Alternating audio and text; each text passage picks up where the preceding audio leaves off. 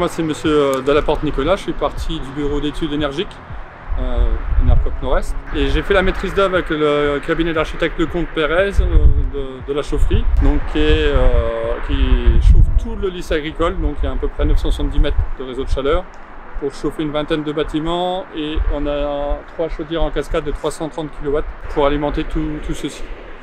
Derrière, on peut voir qu'il y a un silo de grosse capacité, hein, on vient de mettre 3 fonds mouvants dedans, de fonds mouvants de 90 m3, qui va donc à peu près 270 m3 d'autonomie, qui vont permettre de tenir à peu près 15 jours lors des périodes de grand froid et passer les vacances de Noël normalement sereines. Donc là, les bâtiments chauffés, on a internat, externat, les salles de cours. Il y a à peu près 21 500 m² à chauffer. La chaufferie, le réseau de chaleur, le terrassement, la maçonnerie, tout ça, on est sur 1 500 000 € d'investissement.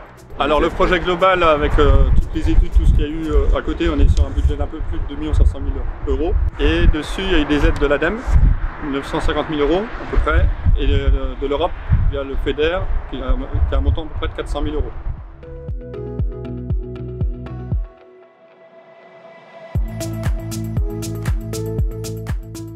Là, on remplace 3 grosses chaudières fuel, 2 grosses chaudières gaz naturel, mais on en garde une en appoint secours, et 11 chaudières, petites chaudières propane.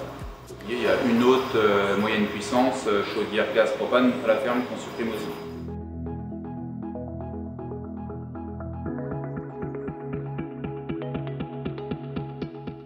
Donc là, installation 3 chaudières bois déchiquetées 330 kW unitaires.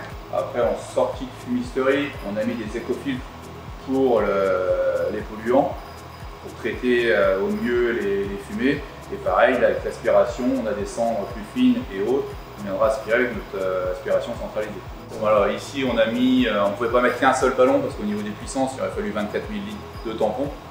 Et un ballon, on n'en avait pas, donc on a mis 4 ballons jumelés de 6 000 litres unitaires.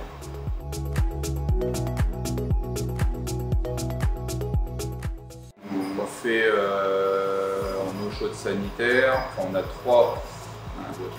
3 bâtiments qu'on chauffe, dont surtout le principal c'est l'internat en eau chaude sanitaire, les cuisines en eau chaude sanitaire et le bâtiment qui est tout au bout qui est la ferme en eau chaude sanitaire. Après on a les 11 pavillons, mais c'est petite puissance.